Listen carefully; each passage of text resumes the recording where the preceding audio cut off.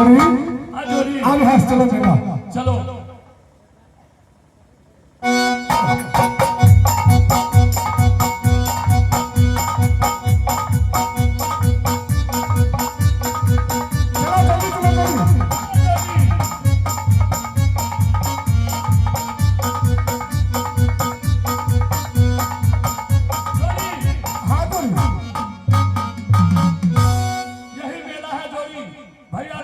बहुत धूमधाम से मेला लगाए हुए हैं।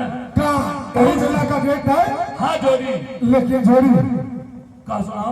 इस गेट में मैं कुछ देख रहा हूँ। क्या गेट पे? तो मैं तो कुछ नहीं देख रहा हूँ। जोड़ी हाँ इस साइन बोर्ड में क्या लिखा हुआ है और इस गेट पे क्यों लगा हुआ है? इसमें क्या है आप बताओ।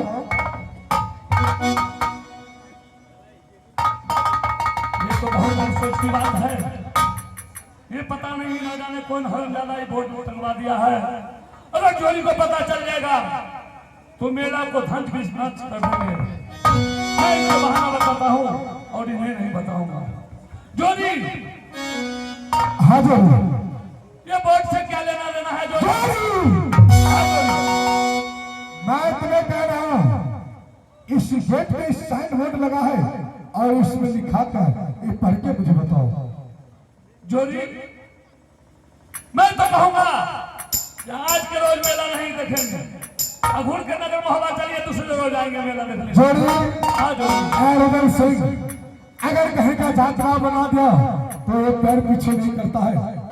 इसलिए जोड़ी मैं तुमसे कह रहा हूँ साइन बोर्ड पढ़ने के लिए तुम्हें पढ़ने में खर्च करा।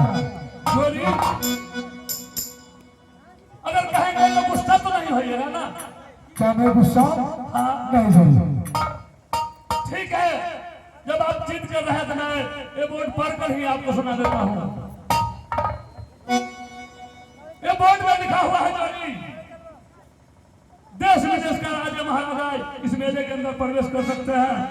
मेला को आनंद ले सकते हैं। अच्छा और मोहब्बा वाला रूदल सिंह मेला में नहीं आ सकता। क्या मैं नहीं जा सकता इस मेले में क्योंकि वो जन्म जहीनी पुत्र है। क्या कोई खानदान नहीं है जोड़ी। इसीलिए मेला देखना सही बात नहीं है। जोड़ी हाँ जोड़ी इस साइन बोर्ड में ही लिखा है। हाँ जोड़ी दुश्मन हो जोड़िया हो बोर्ड लगाया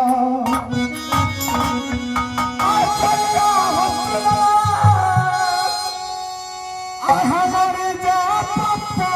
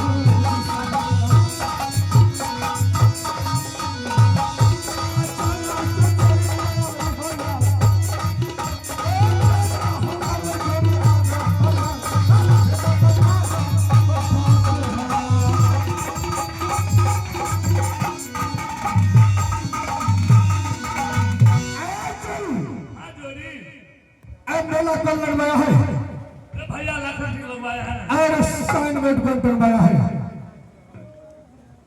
हो छाता देवता ने चुगला हो जोरिया हो बनियर दुर्गा है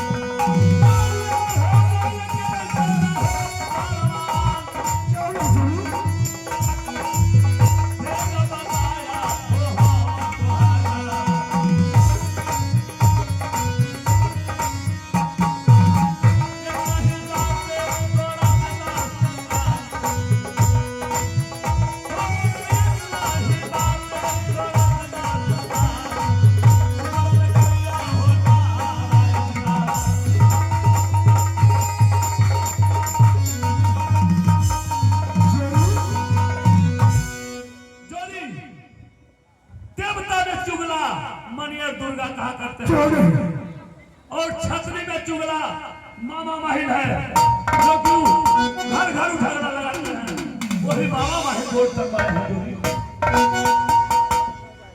ओ चचा तनी हाँ जोड़ी एक साल बाद मामा महल लगाया है। हाँ तो जोड़ी अगर उस मेले में मुझे ताना लगा है अल्लाह खान सिंह ने मुझे ताना दिवाया है आज मामा महल जो भोग लगवाया है तो जोड़ी हेडुगल से इसे बच्चा दिखा के रहेगा और मैं इसे लड़का दिखाऊंगा सबसे पहले। हाँ जोड़ी अब हाथ चलो हमारे महारानी फुलारानी के पास जरा मैं फुलारानी से बात करता हूँ। ठीक है जोड़ी चलो चलो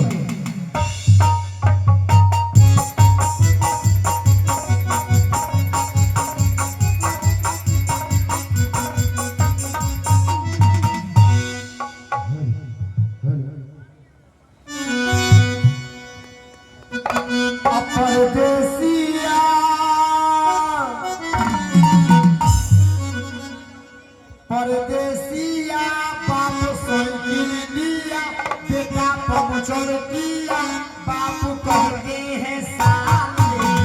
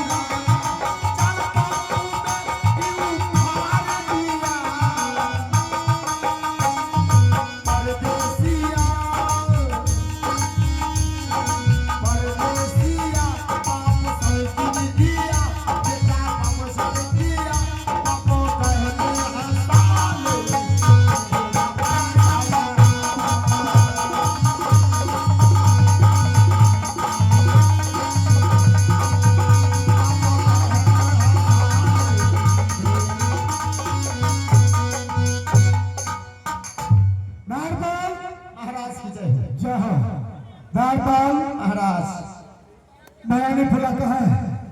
अंदर हथिन अंदर है। लाबुन हमरा साधोर मेला वाला साधोर जा जा संगे मैं तुम्हारे लिए सदर में लेके आऊँ। ना अच्छा अच्छा मिठाई लेके आओ। देखो उस बैग में भरा हुआ है। बैग में भरल है हाँ रे। निकाल के ले वो खबर आ मालकिनी की खबर दिया अरे खबरा जना दे बाबुआ काहे रे रानी फूलवा के जाओ जाओ अरे मंदारी रे सुन ले आय हमारी बात काहे खबरा जना दे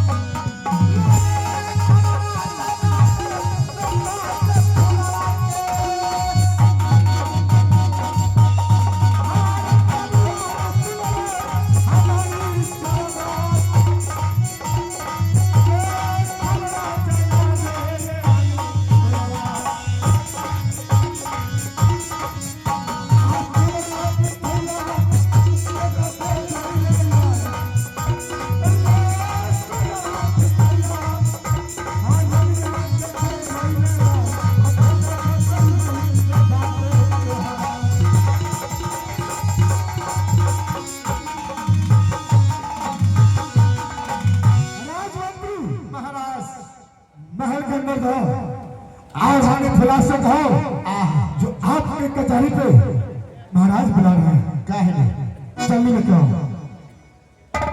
कहाँ जाब की ये भेली हे लेकिन हमारा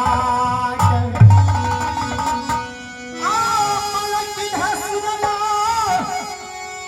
आलू बना के है मालिक जा बोला है राजा कहाँ जा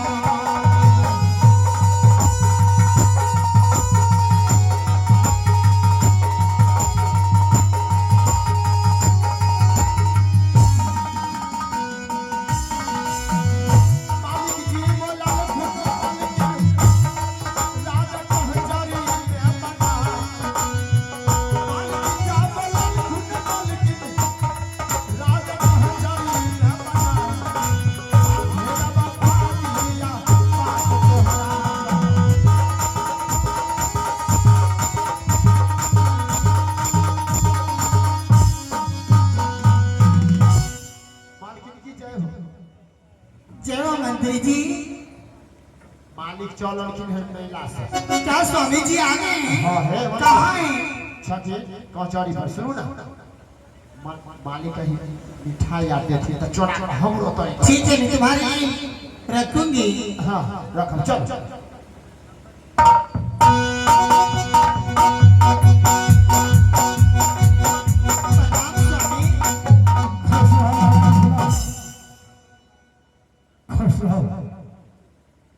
स्वामी जी महारानी क्या मेला से आ गए हैं? हाँ मैं मेला से आ गया हूँ। स्वामी जी महारानी क्या मैं आपसे पूछूं? क्यों नहीं?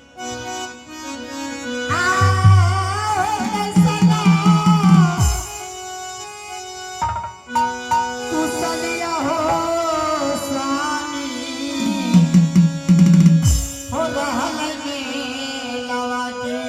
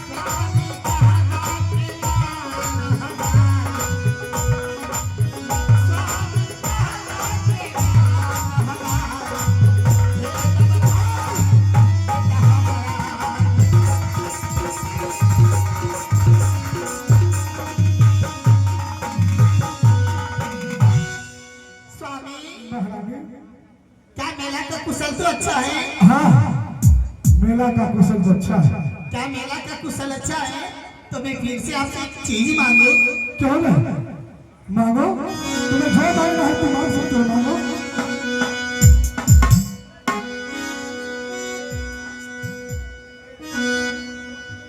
राम कुमार जी। स्वामी जी महारानी क्या मैं मांगू? तुम मांगो। सुंदरा मिठाइया हो स्वामी हो खियाई तब फूलवा के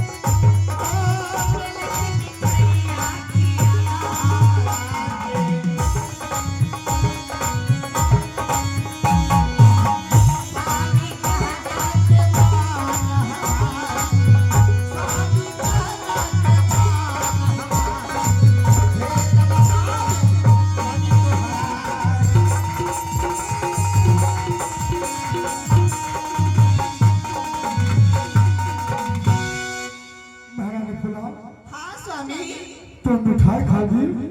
हाँ स्वामी दीजिए ना। आहे सुंदरा मिठाइया हेलनिया हेलनिया तो हरा क्यों नहीं? थोड़ा गौर से सुनो, गौर से सुनो, मैं तुम्हें मिठाई दिलाऊं। हेलनिया हेलनिया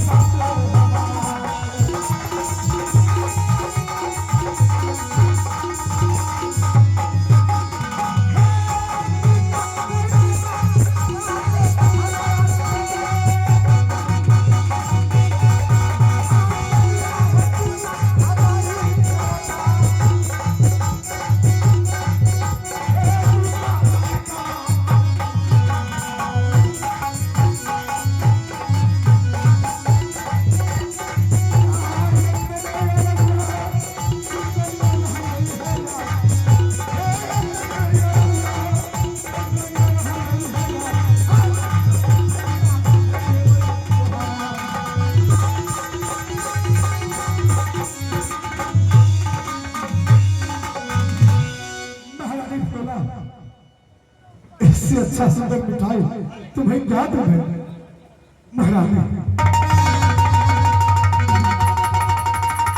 इससे अच्छा मिठाई में क्या चाहिए पता है तुम्हें? जब मैं राजकनौज मेला में गया बड़ी खुशी था मुझे, मैं बहुत खुश गया था, लेकिन उस राज में गया तो साइन बोर्ड में क्या लिखा था तुम्हें पता है?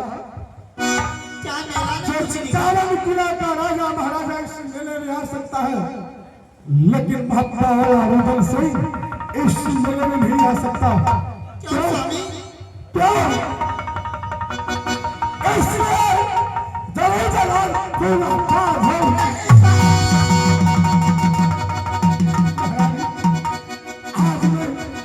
आज मैं तुम्हारे कारण मैं तानाशाह गया।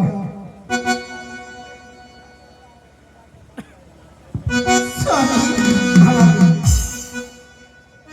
नहीं स्वामी, ऐसा बात मत कहिए। हाँ, ऐसी बात मेरी तो- ये बात बाजी आहे बेटा के कारण हे रनिया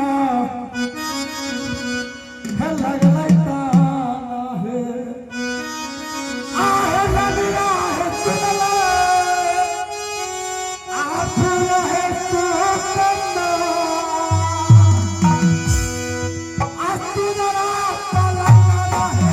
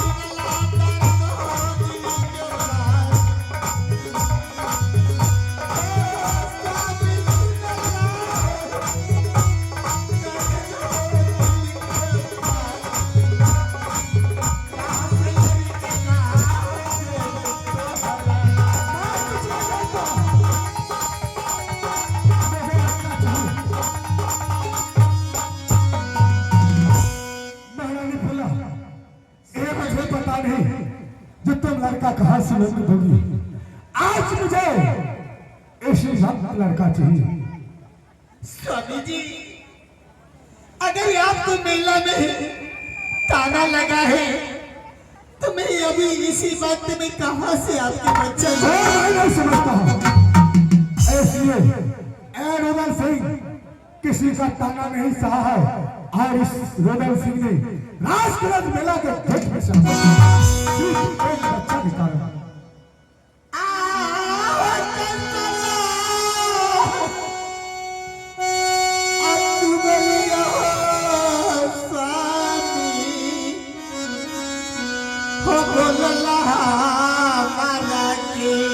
मैं नहीं जानता हूँ।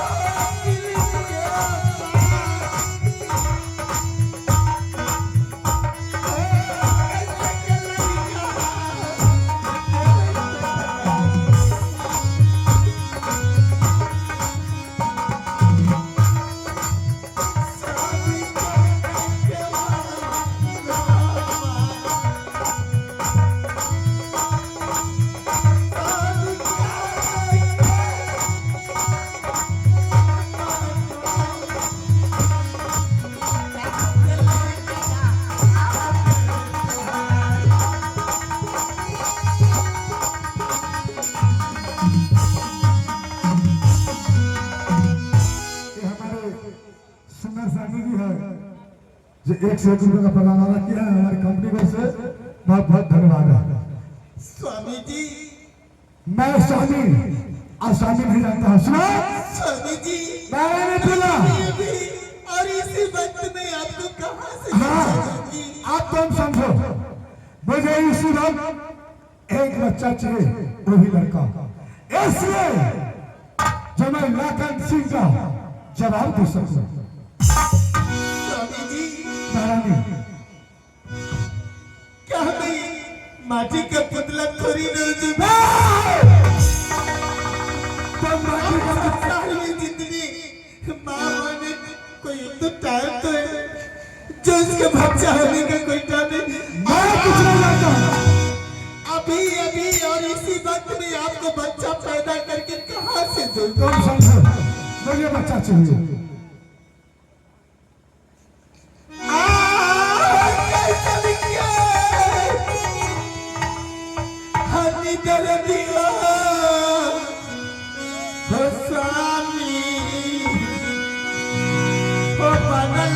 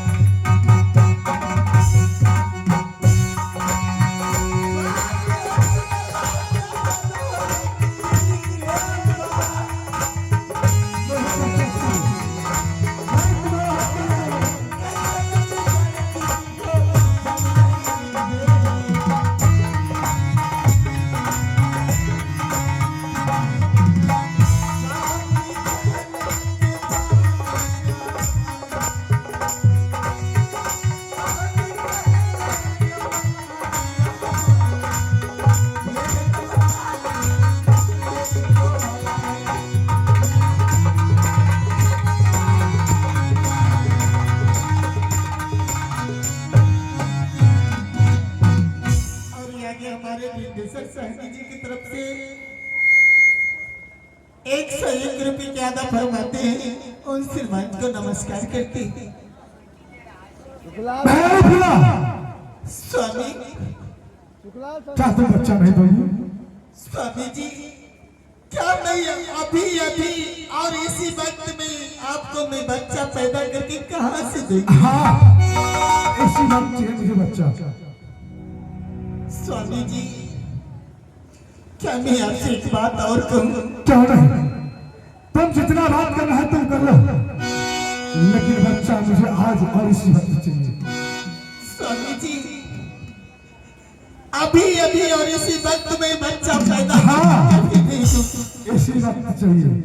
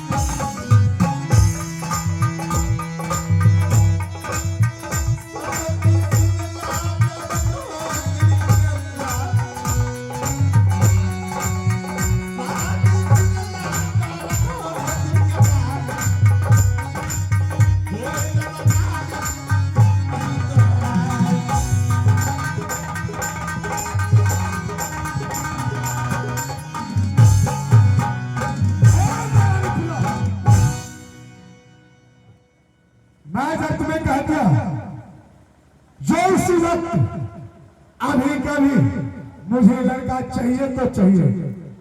अब तुम समझो जुलाना कहाँ से। स्वामी जी मैं अभी मैं कहाँ से आपका बच्चा जगी।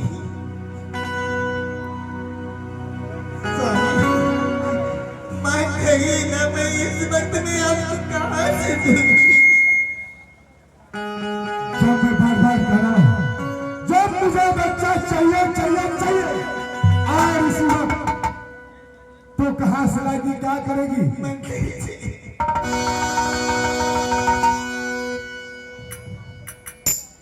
अब बाजू ना। मंत्री हाँ मालिक को समझाओ ना मैं कहाँ से दूंगी इस वक्त में बच्चा पालेंगे। मालिक यो जोड़ी सरकार मेला लौजा का मालिक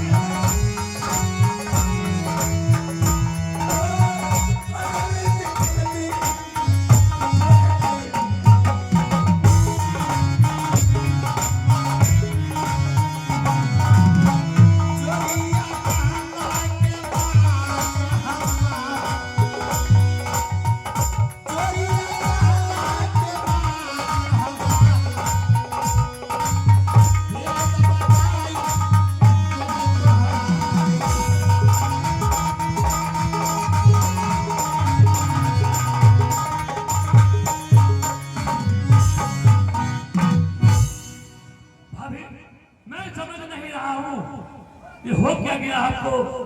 जोड़ी आए मेला से, एक तो हम लोग का उधर बहुत ताना सहना पड़ा, और आप दोनों जोड़ी, और आप क्या बात चाहती है मुझे समझ में नहीं आ रहा है।